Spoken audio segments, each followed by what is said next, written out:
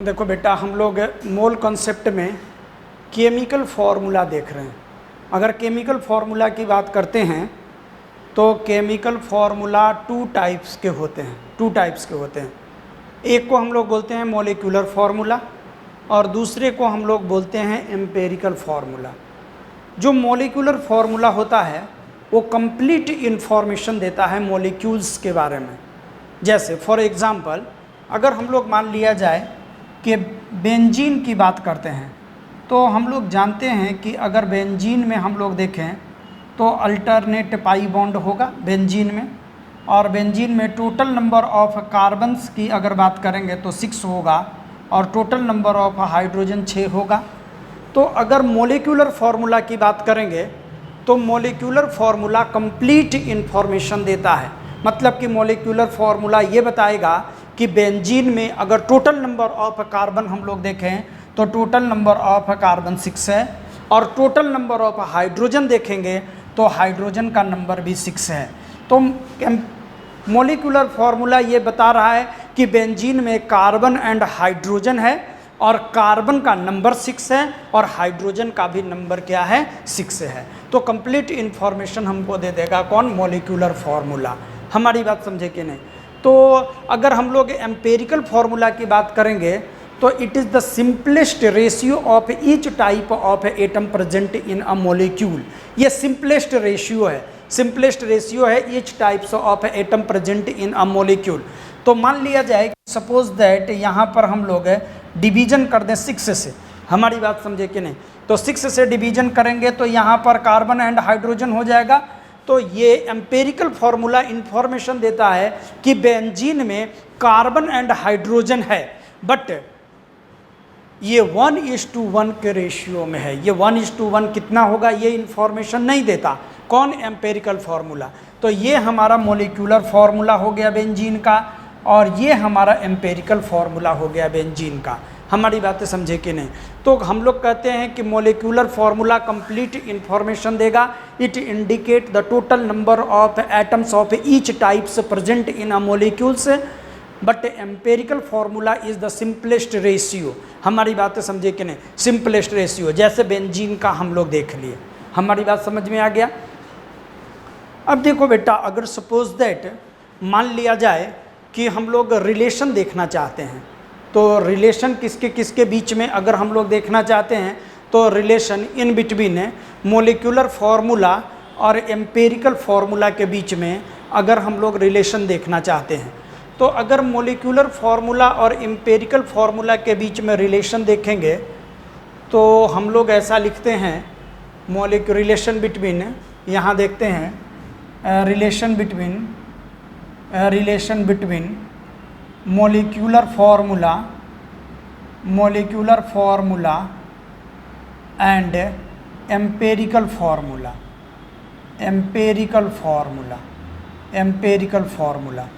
तो देखो, empirical formula और मॉलिक्यूलर फार्मूला के बीच में रिलेशन देखें तो हम लोग ऐसा लिखते हैं molecular formula is equals to empirical formula into n. Empirical formula into हम लोग क्या कर देंगे, एन कर देंगे। हमारी बातें समझे कि नहीं? तो एम्पेरिकल फार्मूला इंटू एन, यहाँ पर एन जो है, एन की अगर हम लोग बात करेंगे तो एन जो है हमारा मोलिक्यूलर वेट और अपॉन एम्पेरिकल वेट है। हमारी बात समझे कि नहीं? तो अगर सपोज दैट एम्पेरिकल हमें फार्मूला पता हो गया है तो हम लोग एम्पेरिकल वेट उस फार्मूले से फाइंड कर लेंगे, और मोलिक्यूलर वेट अगर गिवन होगा तो हम लोग इससे एन का वैल्यू निकाल करके यहाँ पुट कर देंगे तो हमें मिल जाएगा मोलिक्यूलर फार्मूला।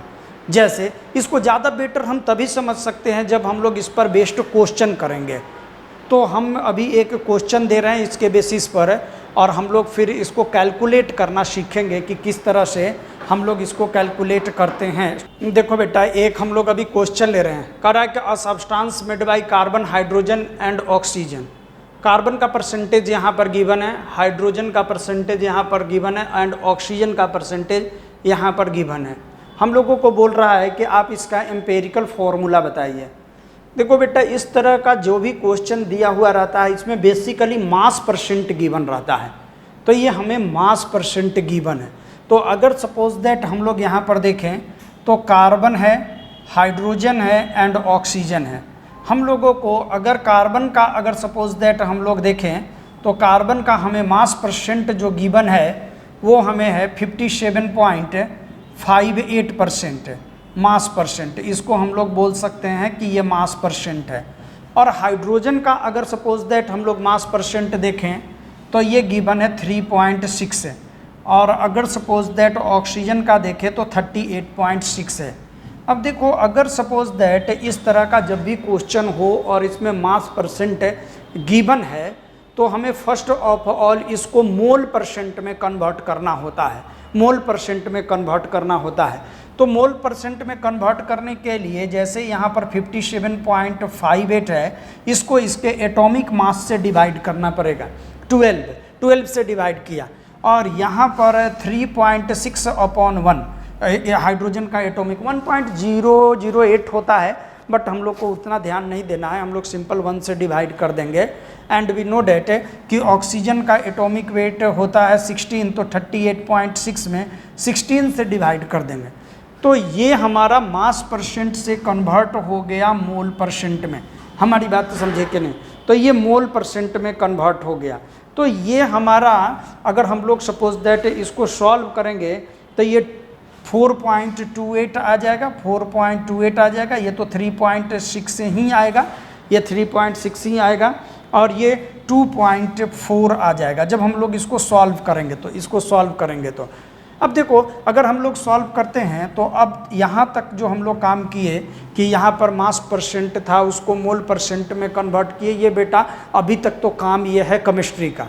लेकिन अब ये जो वैल्यू आया है इसको हम कैसे पॉजिटिव इंटीजर में चेंज करें, ये काम मैथमेटिक्स का है। तो अब हम लोग क्या करते हैं कि ये जो गिवन वैल्यू हम लोगों को ये वैल्यू आया है, इसको सॉल्व करने से इसमें जो सबसे लीस्ट वैल्यू है, तो सबसे लीस्ट वैल्यू 2.4 है, तो 2.4 से ये सब में आप डिवाइड कर दो, 2.4 से सब में आप डिवाइड कर दो, तो यहाँ पर 1 आ जाएगा। अगर हम लोग कैलकुलेट करेंगे तो यहाँ पर 1 आ जाएगा, और यहाँ पर अगर हम लोग देखेंगे तो ये लगभग 1.5, और ये हम लोग देखेंगे तो ये हम लोग को 2 मिल जाएगा। हमारी बात समझे कि नहीं? लेकिन अभी भी हम लोगों को यहाँ पर 1.5 ऑब्टेंड हुआ है, 1.5 नियरली 1.5 ऑब्टेंड हुआ है। हमारी बात समझे कि नहीं? 1.5 है, और ये 1.5 को अभी भी हम लोगों को कोई एक नंबर से मल्टीप्लाई करना पड़ेगा, और नंबर से मल्टीप्लाई करके मिनिमम वैल्यू से मल्टीप्लाई करके इसको पॉजिटिव इंटीजर में चेंज करेंगे। तो हमने इसमें 2 से मल्टीप्लाई कर दिया, इसमें भी 2 से और इसमें भी 2 से, तो ये हो गया हमारा 4, और ये हो गया हमारा 3, और ये हो गया हमारा 2। और इस तरह से इसका हम लोग एम्पेरिकल फार्मूला जो है, एम्पेरिकल फार्मूला कैलकुलेट कर लिए, और एम्पेरिकल फार्मूला में कार्बन कितना आ गया 4, और हाइड्रोजन कितना आ गया 3, एंड ऑक्सीजन कितना आ गया 2। हमारी बात समझे कि नहीं? तो हम लोगों को ये मिल गया क्या, इस तरह से हम लोगों को क्या मिल गया, यहाँ पर हम लोगों को एम्पेरिकल फार्मूला कैलकुलेट कर लिए।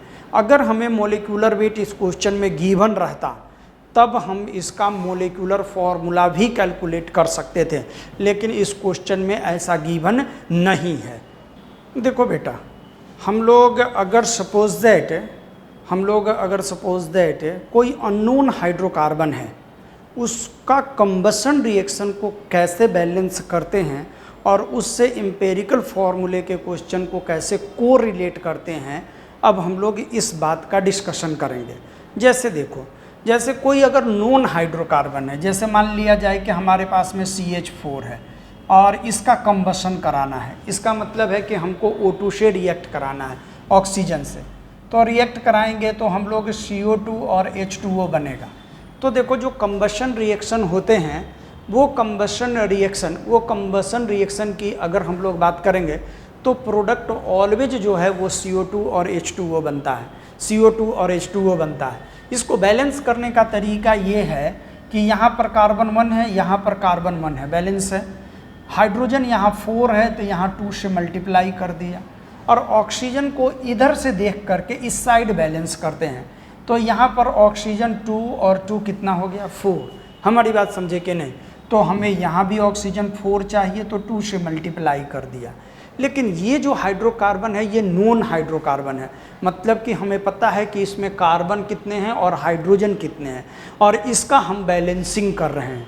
लेकिन अगर सपोज दैट हमें अननोन हाइड्रोकार्बन की बात करें, तो जैसे अननोन हाइड्रोकार्बन में सपोज दैट दे दिया CXHY, अब इसका हम कंबशन रिएक्शन कराएंगे, मतलब ऑक्सीजन के प्रेजेंस में जलाते हैं, तो इसका भी प्रोडक्ट तो हमें मिलना है CO2 and H2O।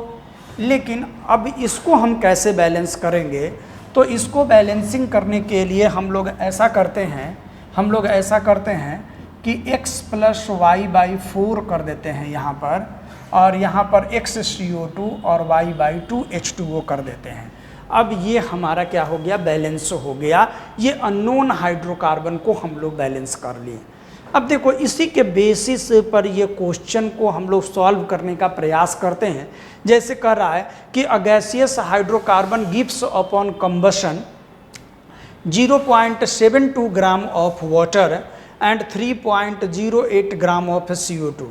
The empirical formula of hydrocarbon is. इसका मतलब है कि अ गैसियस हाइड्रोकार्बन, कौन सा हाइड्रोकार्बन है हमें पता नहीं है। हमारी बात समझे कि नहीं? अ गैसियस हाइड्रोकार्बन, तो इसका मतलब है कि अननोन हाइड्रोकार्बन है, तो हम लोग इसी का यूज करेंगे। CX और HY ले लेते हैं, और x + y/4, ये y है, y/4 O2, और gives x CO2 and + y/2 H2O। हमारी बात समझे कि नहीं? क्योंकि ये दिया हुआ है अननोन हाइड्रोकार्बन है। अब देखो बेटा, अगर सपोज दैट हम लोग देखें तो ये वाटर प्रोड्यूस करता है कितना? 0.72 ग्राम, और ये CO2 प्रोड्यूस करता है कितना? 3.08 ग्राम। हमारी बात समझे कि नहीं? तो इतना ग्राम CO2 प्रोड्यूस करता है और इतना ग्राम वाटर प्रोड्यूस करता है। अब हम लोग क्या करेंगे कि इसको हम लोग मोल में कन्वर्ट कर लेंगे। अब मोल में कन्वर्ट करने के लिए हम लोग को क्या करना पड़ेगा कि 3.08 को अब 44 से हम लोग डिवाइड कर देंगे। क्यों 44 से? तो CO2 का मोलिकुलर मास हो गया। हमारी बात तो समझे कि नहीं? और हम लोग इसको क्या करेंगे कि 0.72 और अपॉन 18 से डिवाइड कर देंगे। तो अगर हम लोग इसको डिवाइड कर देंगे 44 से, तो ये हमारा मिल जाएगा 0.07, और ये हमारा मिल जाएगा 0.04। इसका मतलब क्या है कि ये इसका नंबर ऑफ मोल्स आ गया CO2 का, और इसका मतलब ये हुआ कि ये x भी तो CO2 का नंबर ऑफ मोल्स है। तो हम लोग अगर सपोज दैट यहाँ पर लिखें कि x और upon y/2 is equals to 0.07 upon 0.04। हमारी बात समझे कि नहीं? तो अगर ये हम लोग लिखें x upon y is equal to 0.07 और इंटू 0.04 इंटू 2, इसका मतलब है कि 0.07 अपॉन 0.08, इसका मतलब है कि 7/8, और x और y का रेशियो जो है 7:8 आ गया। इसका मतलब है कि एम्पेरिकल फार्मूला में हम लोग क्या देखते हैं? एम्पेरिकल फार्मूला में हम लोग क्या देखते हैं कि C7 और H8 यह भी तो एक रेशियो है, सिंपल रेशियो। हमारी बात समझे कि नहीं? तो इसका मतलब है कि हम लोगों को इसका एम्पेरिकल फॉर्मूला पता चल गया। हमारी बात समझे कि नहीं? तो देखो बेटा, यहाँ हम लोग अननोन हाइड्रोकार्बन का कंबशन करा करके और ये जो प्रोडक्ट ऑब्टेंट किए हैं, और उसके बेसिस पर इसका हम लोग एम्पेरिकल फॉर्मूला फाइंड कर लिए हैं।